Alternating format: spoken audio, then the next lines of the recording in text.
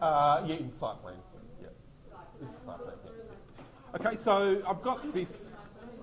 Yeah, I don't know. So I've got this set up now with the shadow showing there, but that's not so important. What I really want now is a view set up maybe that I can use on a sheet that might help you with your own site analysis. So you can see I've got some sheets that I set up previously. But I'm going to make a new sheet and I'll use a different title block. So here, right-clicking and then going to New Sheet and then Load. We can go to the Revit library on the P drive, and again, I'm sorry, I'll have to go in the long way, but you can go directly to the P drive. You won't be able to go this way, but you can definitely get to the same place. Interior Design, and then Revit Library. And you see then in title blocks, you've got a lot that I've made to help you, particularly when you're doing graphics work. Say you want to work in InDesign or Photoshop, then often you'll just want a blank page in Revit. So here I've got A3 metric blank. And what size have you done your site analysis? A2? It's just digital so far. A2? Okay, so so look, it might be A2, the sheet size, and I've got an A2 one. Yeah. You can do whatever size you like. No, the site doesn't have to take up the whole page. No. Site map can be this big. Yeah. A3. Yeah. Just do it A3. Yeah. So you might do it A2, but even if it is A2, then you might make it A3 from Revit and then place that onto an A2 page. Yeah. So I'll use the A3 blank, and that is a nice clean page. It's really useful when you want to take something into a program like that, because you don't want all of the title block and other things from Revit that look too technical and don't give you the graphics you want. So now I'll go back to this view that I want to use, and I want to keep this view to work on later. So as I've done before, I'm going to duplicate the view, duplicate with detailing, and then give this view a better name. So I'll call it locality plan. Right, so that's the name it'll have on my sheet. Then I'm going to turn, make sure cropping's turned on, and then unhide the crop region, and then I can use that to crop the view, so I don't need to show everything. So you turn on the cropping and turn off? And turned on the crop region. So those two buttons there, both need to be on, yeah. You'll see it and then you can use it. Exactly. Can you change the colours at all? Not easily, no. So that has to be done in Photoshop? Yeah, that's right, yeah. So, but then I can set the orientation here. So remember, we changed it to true north, but perhaps you want the building to be the thing that you're focusing on, and you want that to be rotated the same way it is in our other plans. So remember, you can always change the orientation of this view to project north, if you prefer. And then the cropping, you can see, remains orthogonal. So I can still use that to crop and make the view look like it's not cut from a rotated rectangle. It's up to you, but that could be an option. Yeah. Okay, so that maybe is what I want on my sheet. But I'll change the scale as well to 1 to 200. And then going back to my new sheet. Oh, just more standard for site plans. So now I'll drag my locality plan and click to place it on the sheet, and you can see it's still too large, even at 1 to 200, for an A3 sheet. So instead, I'll try 1 to 500, and that's quite okay for site analysis. It's okay. It's good enough. And you could always bring in a new copy as well. But the main thing here is we're getting the angle and the scale from Revit. Okay, so I think at A3 you might have to be 1 to 500. And so there you can see I can obviously move that on the page. And then I'll go back to the locality plan and show you a couple of other things you might want to show in a view like this. So maybe one thing is to see the sun path. So in the view, you've got that sun button, and there, instead of going to sun settings, I'm just going to go to sun path on. And now zooming out, you can see it, but it's mostly hidden because it's been cropped out. So to see it all, I've got to turn cropping off, and then I can select that sun path and adjust it. So it's too big for this view. So over here in properties, now that I've selected it, I'll change that sun path size. And from memory, I think you can go below 100% now. Let's try it. No, it doesn't make you still go to 100. Okay, so the smallest we can do is 100. And there we are. So in order to see that sun path on the sheet, I would need to adjust the cropping. So again, with the crop turned back on, I can select that cropping and bring it out further.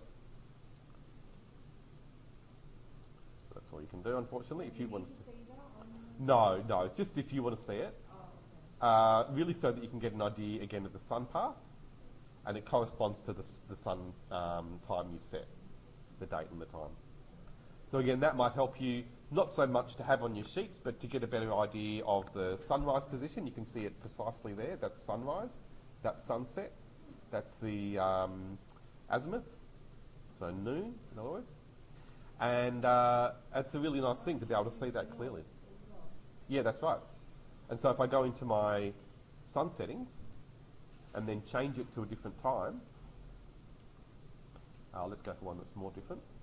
So we can see the change in the position. So here you can see sunrise in summer, comes much more from the south, and then it sets again towards the south, which a lot of people don't realise, that the sun has it's actually a wider arc of movement in summer, even though it looks narrower because we're looking at it from above, but actually it does travel more. So it comes from further south, goes to the north, and then goes back around to the south. Whereas in winter, it's a narrower path, so it rises more towards the north, still from the east, but the northeast, and then it sets more towards the north as well, northwest. So that's a really good thing to be able to see when you look at that sun path diagram, and you can get a much better feel for the way the sun, again, changes throughout the year. But I'll turn the sun path off. We probably don't want to see that on our sheet. And I'll go back and crop the view. So if you want to get a bigger image, you can just insert a new image and scale it the same way I showed you before. If you want to get one that's more high resolution, you can get a smaller one and again scale it and then overlay it on top of one of these. And that's something I do a lot. I'll often have the surrounds, the locality, fairly low res, but then the parts right around the building or the site, I'll get a high res copy and overlay that. But even here, it's not too bad. This resolution on an A2 sheet would probably be okay. I usually get it from Revit just because I can do the scaling a lot more easily there, and then but I will still overlay that with other things I've done in Photoshop. So now again, if I go back onto the sheet, it'll be as it was when I adjusted it last. Now you don't even need to have that title. If I select the image there or the view, we can just change it in properties to no title. We get these annoying symbols, unfortunately, so you have to go back and you can just hide those. Oops. So this thing down here, that's a survey point, but you don't need that, so you can just hide it. And then anything else as well that you don't want to see, just hide like you would normally. And so that's probably enough. And so back into that new sheet, I'm going to center it a bit more. So now to get that into Photoshop correctly scaled, we just need to do what you've done before and make a PDF by printing to it. Make sure, most importantly, that you have the zoom 100% option there, not fit to page. set the page size to match your title block. Okay, so if I click OK, that'll make a PDF file that's correctly scaled. So Myrtle Street locality is what I call it.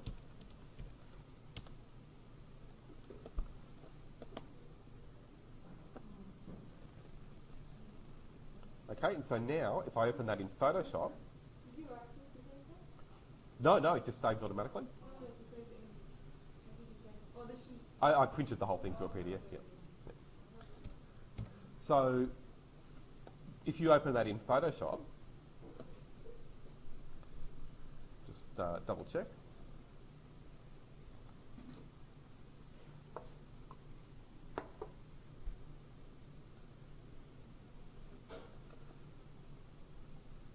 Okay, so you've got a few options when you go to open a file like that in Photoshop.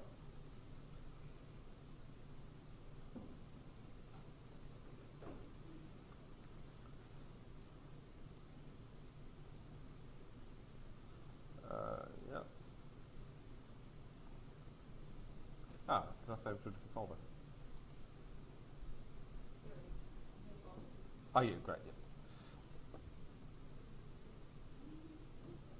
Okay, so here you've got these options to crop it to these different things. Now, it's okay to leave it on bounding box, or even change it to any of the other options. But the important thing there is that you can see here it tells us the size is A3.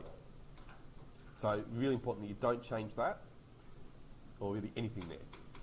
So you can change the crop to option, but don't fiddle with the size. And as long as you leave the size, when you open it, it will be scaled correctly.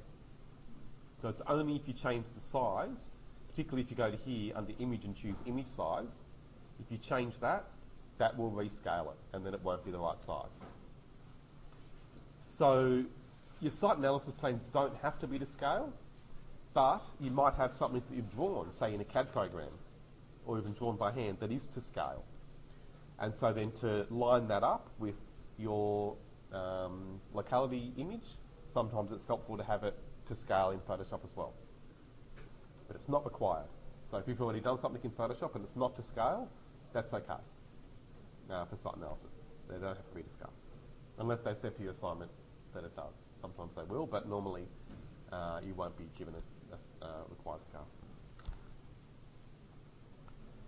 Okay, so does that make sense? And yep, good.